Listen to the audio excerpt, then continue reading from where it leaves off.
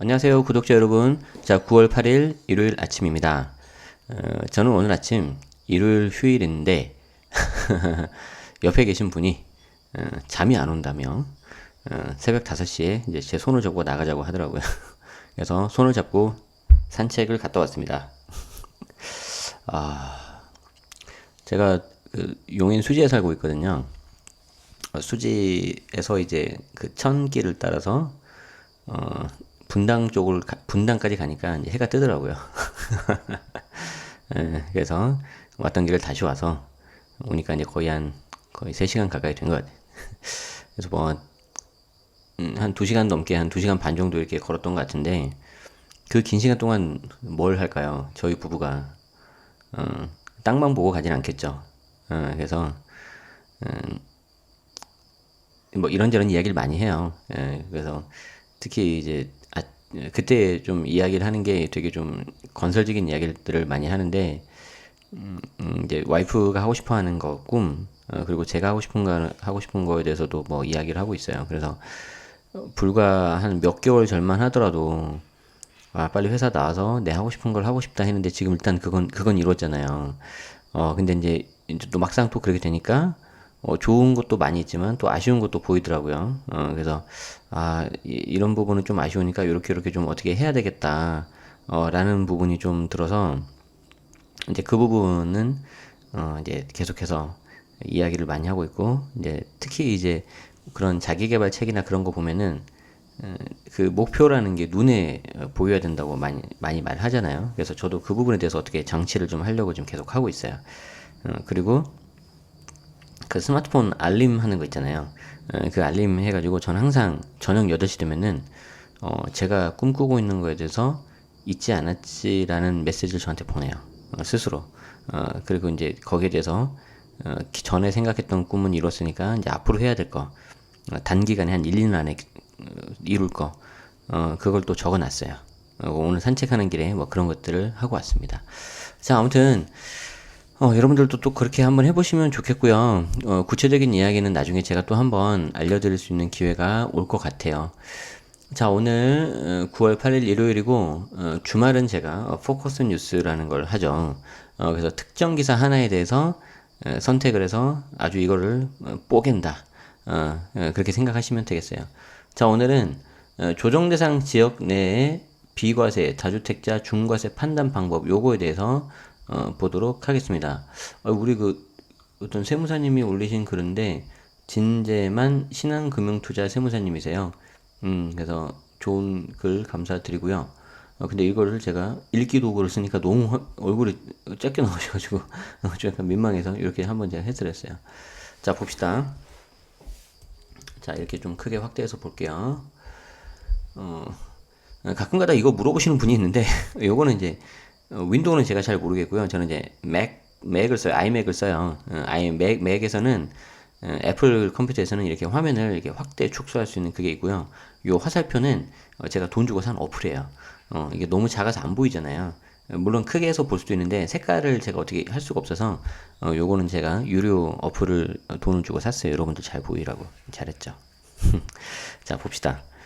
자, 조정 대상 지역 전에 취득한 주택을 보유하고 있습니다. 이 경우 1가구 1주택 비과세나 다주택자 중과세는 어떻게 판단하나요? 자, 중요한 건 뭐죠? 조정 대상이 지정되기 전에 취득한 주택을 보유하고 있다는 거죠. 전에. 자, 그래서 봅시다. 자, 부동산에 관한 세법이 자주 바뀌면서 기존 주택을 보유한 분들 또는 새로 주택을 취득하려는 분들이 혼란스러워하고 있습니다. 그렇죠. 이제 일단 딱 밑밥을 까는 거예요. 배경을. 다이렉트 쑥 들어가면 안 돼요. 뭐든 이렇게 좀 적당한 배경, 뜸들이기가 필요하다. 특히 그 남녀 관계에서도 정말 필요하죠. 적당한 밀당이 필요하네. 뭔 소리 하는 거야. 자, 취득한 지 오래된 조정 대상 지역 내 1주택에 거주를 하지 않았는데 양도세 비과세 혜택을 못 받는 거 아니냐 하며 걱정하는 분들, 그리고 조정 대상 지역 내 다주택자인데 취득한 지 오래됐으니 중과세를 안 받을 거라고 안심하는 분들. 이러다가 이제 큰일 나는 거죠. 주택 취득 시점 또는 양도 시점에 따라서 과세 여부가 달라질 수 있으므로 이에 대해 정확히 알아둘 필요가 있다. 그러니까 방금 되게 중요한 말을 해주셨어요. 주택 취득 시점 또는 양도 시점에 따라서 과세 여부가 달라진다. 그래서 여기에 대해서는 이따 또 한번 정리를 한번 해드릴게요. 자, 봅시다. 조정대상 지역 내 비과세 규정. 자, 기준. 양도 시점. 조정대상, 자, 그러니까 취득 시점, 양도 시점 다 알아야 되는데, 양도 시점을 보면은 조정대상 지역이 선정되고 나서 그 이후에 내가 양도하면 중과예요. 그러니까 이거는 양도 시점이라는 거이기 때문에 이게 약간 더 무서운 건데, 언제 취득했냐는 따지지 않는다는 거죠. 이해되죠? 그래서 언제 네가 취득했는지는 내가 묻지 않겠다. 따지지 않겠다. 그냥 양도 그 시점에 조정대상 지역으로 선정이 되어 있다면 그냥 양도다. 저 옛날에 샀는데요. 필요 없어. 양도. 이거 중과. 이렇게 되는 거예요. 그래서 조정대상 지역이 선정되고 나서 이후에 양도하면 중과가 들어가는 거예요. 자, 그런데 만약에 조정대상 지역이 해제가 된 다음에 양도하면 이때는 중과가 안 돼요. 저 옛날에 조정대상 지역일 때 샀는데요. 괜찮아. 그냥 양도 시점이니까 해제됐으니까 양도세 중과 안 돼. 이렇게 되는 거예요. 자, 그리고 조정대상 지역 내 기존 1주택을 2년 내 양도해야 비과세인데, 요거는 좀 정확하게 말씀드리자면 조정에서 조정으로 넘어갈 때, 이해되죠? 조정에서 조정으로 넘어갈 때 이렇게 기존 주택을 2년 내 양도해야 비과세고, 좀 더 정확하게 하면은 기존 주택 1번 그리고 내가 새로 이사간 주택을 2번이라고 하면은 조정에서 조정 1번에서 2번 모두 다 조정 대상 지역이어야 되고, 2번은 913 이후에 취득해야 돼요. 거기까지 아셔야 된다. 오케이. 아무튼 조정 대상 지역에 있는 양도세 물건을 팔 때는 그냥 내가 상담 받겠다 생각하시면 돼요. 이해되죠? 조정 대상 지역으로 돼 있다면은 내가 무조건 상담을 받거나 조심한다. 이것만 우리는 기억하면 된다. 자, 취득 시점. 자, 요거는 이제 취득 기준이라는 거예요. 자, 취득 시점은 취득할 때 조정 대상 지역이면 보유기간 중 2년 이상은 거주해야 비과세가 되는 거예요. 자, 취득 당시 조정 대상 지역이 아니라면 혹은 해제가 되었다면 2년 이상 거주 요건은 적용을 안 해요. 그래서 얘는 취득했을 때, 그리고 얘는 양도했을 때. 요 두 개를 잘 따져야 된다. 자, 그래서 예를 들어서 취득 당시에는 조정 대상 지역이 아니었어. 그럼 거주 요건은 안 들어가죠. 그런데 나중에 양도할 때 봤더니 조정 대상 지역으로 선정이 됐어. 그러면 비과세는 내가 받을 수가 있는데, 잘못하면 다른 주택이 있다면 양도세 중과가 들어가겠죠. 이런 식으로 응용해야 되는 거지. 자, 갑자기 머리가 좀 아파오나요? 자, 오케이. 자, 봅시다. 자, 취득 시점을 확인해야 하는 경우 다음과 같다. 1가구가 1주택을 2년 이상 보유해서 양도하는 경우 양도세 비과세 혜택을 받을 수 있는데, 조정 대상 지역의 1주택의 경우에는 주택을 2년 이상 보유할 뿐만 아니라 그 보유 기간 중 거주 기간이 2년 이상이 된다. 이때 조정 대상 지역 해당 여부를 판단하는 건 취득 시점이다. 지금은 취득 시점 기준. 즉 취득 당시에 조정 대상 지역에 소재한 주택이 아니었다면 2년 거주 요건을 충족하지 않아도 양도세 비과세 혜택을 받을 수 있지만, 취득한 이후 조정 대상으로 지정됐더라도 마찬가지다. 그러니까 일단 조정 대상 지역이 되기 전에만 내가 취득하면 되는 거죠. 조정 대상 지역으로 지정되기 그 기준점을 딱 잡고 그 이전에 내가 취득하면 거주 요건이 안 들어간다는 거예요. 그런데 취득 당시에 조정 대상 지역에 소재한 주택이었다면 나중에 얘가 조정 대상 지역에서 해제가 되더라도 2년 거주 요건은 충족해야 돼. 예를 들어서 2018년 당시 조정 대상 지역인 부산 진구에 소재한 주택을 취득했다고 가정을 해봐요. 얘가 이후에 2018년 12월 28일에 해당 지역이 조정 대상 지역에서 해제가 됐더라도 2년을 거주하지 않으면 양도세가 부과되는 거야. 물론 양도세 중과는 안 들어가겠죠. 해제가 됐으니까. 자, 다만 이거 부산 진구가 지정되기 전에 무주택 가구, 여기서 중요한 건 무주택이에요. 무주택 가구가 조정대상 지역 지정 전에 매매 계약을 체결하고 계약금을 지급한 경우에는 예외로 2년 거주 요건을 적용하지 않는다. 이런 게 이제 예외가 들어가는 거죠.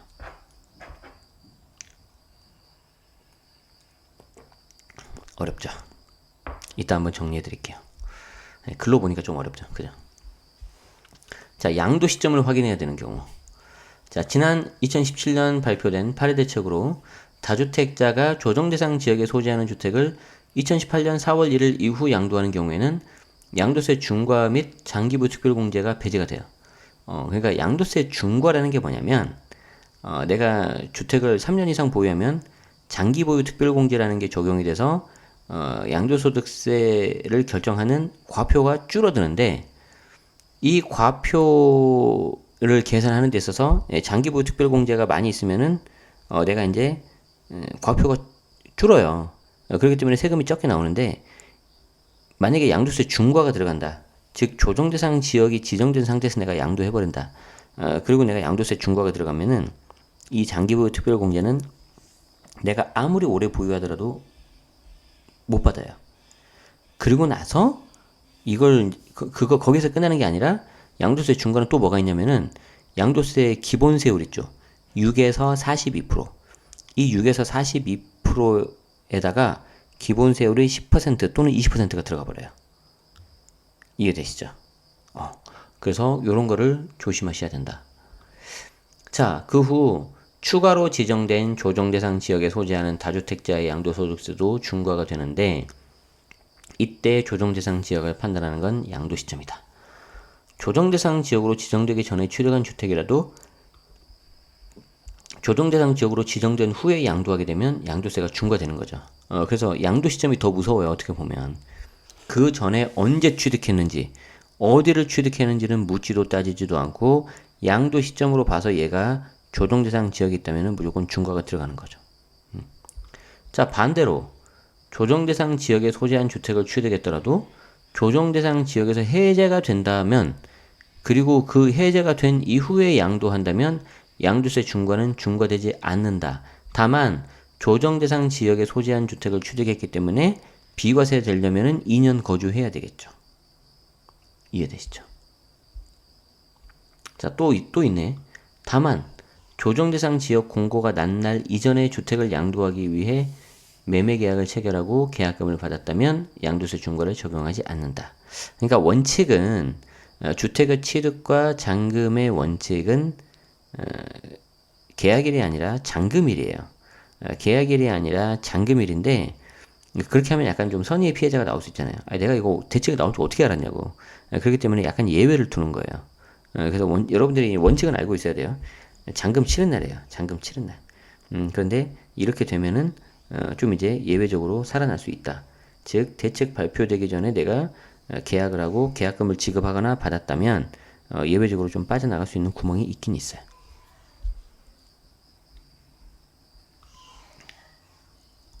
우리 애는 열은 떨어졌는데 이제 기침을 왜 이렇게 많이 하지?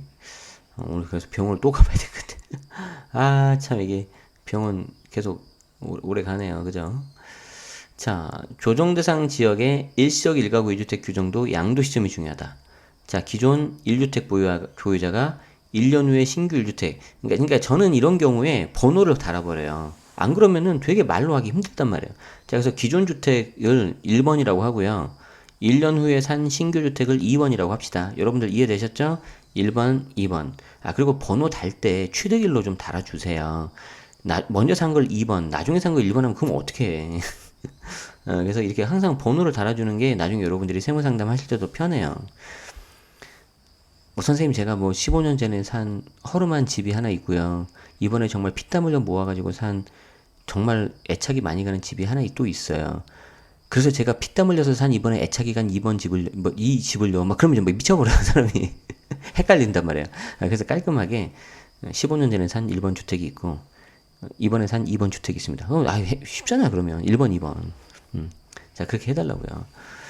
자, 그래서 기존 주택 1번, 그리고 신규 1주택 이걸 2번이라고 했는데, 자, 이거 일시적 1주택 비과세가 되려면은 저는 1후 2보 3이라고 했잖아요.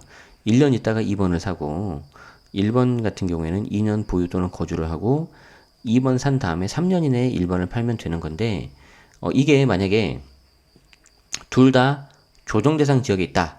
즉 1번하고 2번이 조정대상 지역에 있다면은 2번 집을 사고 나서 원래는 3년 안에 1번을 팔면 되는데, 이 경우라면 조정에서 조정이라면은 3년이 아니라 2년 안에 1번 집을 팔아야 되는 거죠. 그 말이에요.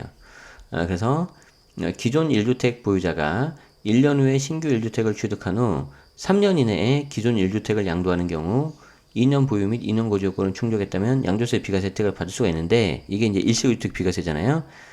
2018년 10월 23일 이후 양도분부터는 조정대상 지역 내 기존 1주택을 2년 이내에 양도해야만 양도소득세에 대한 비과세 혜택을 받을 수 있다.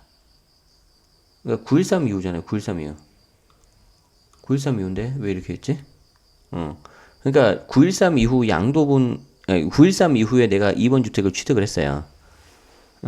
그래서 2번 주택을 내가 913 이후에 취득을 했다면은 이 경우에는 2년 이내에 1번 주택을 양도를 해야 되는 거죠. 그 말이에요. 자, 이렇듯 취득 시점과 양도 시점에 따라서 다르게 적용될 수 있는 규정을 파악하여 생각지도 못한 불이익을 당하지 않도록 유의해야 하겠다. 오케이. 자, 그래서 이게 이제 여러분들이 또 많이 헷갈리시고 많이 물어보는 건데, 여기에 대한 내용을 좀 한번 정리를 좀 해보죠. 이렇게 한번 써보죠, 우리가. 자, 한번 봅시다. 조정 대상 지역 내 비과세, 다주택자 중과세 판단 방법. 자, 제가 좀 더 쉽게 해드릴게요.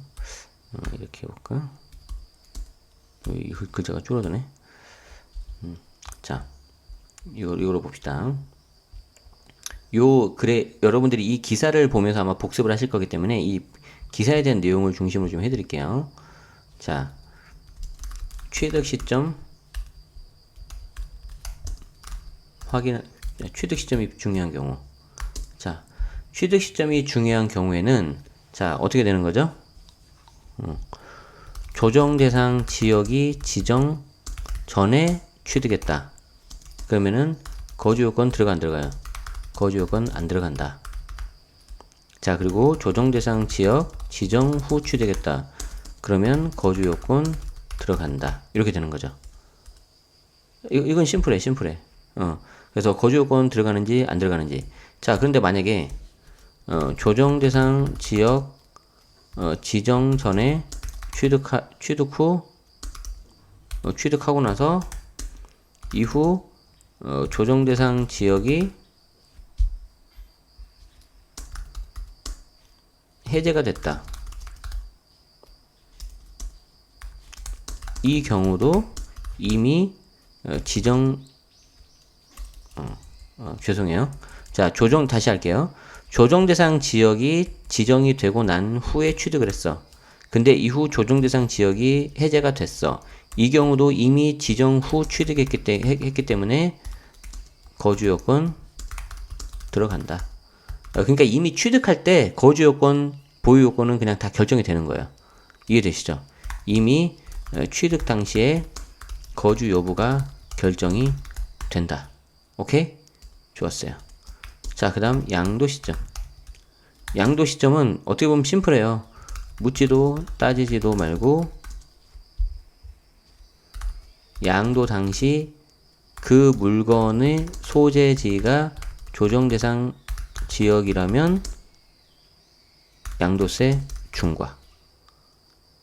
그러니까 그 이전에 언제 취득했는지는 묻지도 따지지도 않겠다. 그래서 우리 입장에서는 이게 정말 무서운 거지. 이게 정말 우리 입장에선 이게 무서운 거. 우리 입장에서는 이게 무서운 거죠. 자, 이해되시나요? 자, 그럼 희한한 거 알려드릴까? 희한한 사례? 희한한 사례.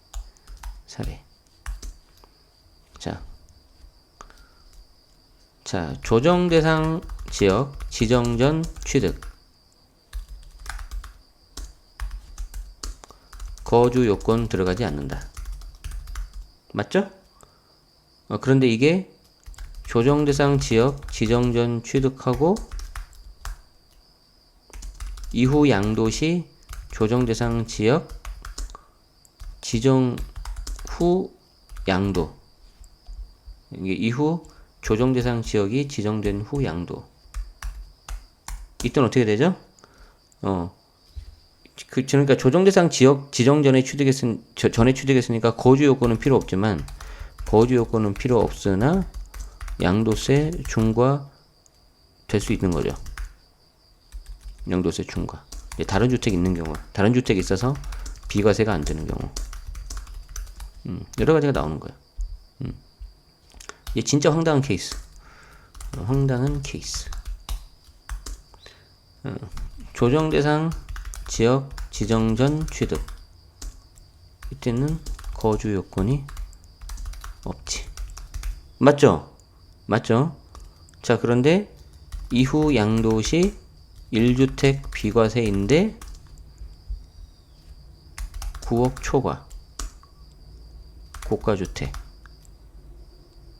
자, 그러면은 이 경우는 어떻게 되는 거지? 9억 이하는 비과세, 9억 초과분은 과세 있나? 9억 초과분에 대해서 최대 80% 장특공 가능하죠. 이거 여기까지 다 아는 거잖아요. 이거 여기까지. 그런데 20년 이후 양도분에 대해서는 1주택 비과세 9억 초과 고가주택이라면 9억 이하 비과세는 동일하나 9억 초과 과세분에 대해서 80% 장특공 받으려면 반드시 총 보유 기간 중 2년 이상 거주. 그러니까 이때 2년 이상 거주 이건 언제 나온 거예요? 얘는 조정대상 지역하고 상관이 있어 없어요? 조정대상 지역하고 아무 상관이 없는 거야. 아무 상관이 없는 것. 이해되나요? 그래서 지역 불문, 취득 시기 불문 다 해서 해야 된다. 그래서 2020년이 얼마 안 남았어요. 지금 집을 내놓는다고 해도 언제 팔릴지 모른다. 그렇기 때문에 마지막 정리를 하자면, 자, 내가 9억 초과 고가주택 비과세 대상인데 보유기간 중 2년 거주를 안 했다면 지역 불문이에요. 또 2년 거주하니까 조정대상 지역 생각하지 마세요. 2년 거주 안 했다면 올해 안에 팔거나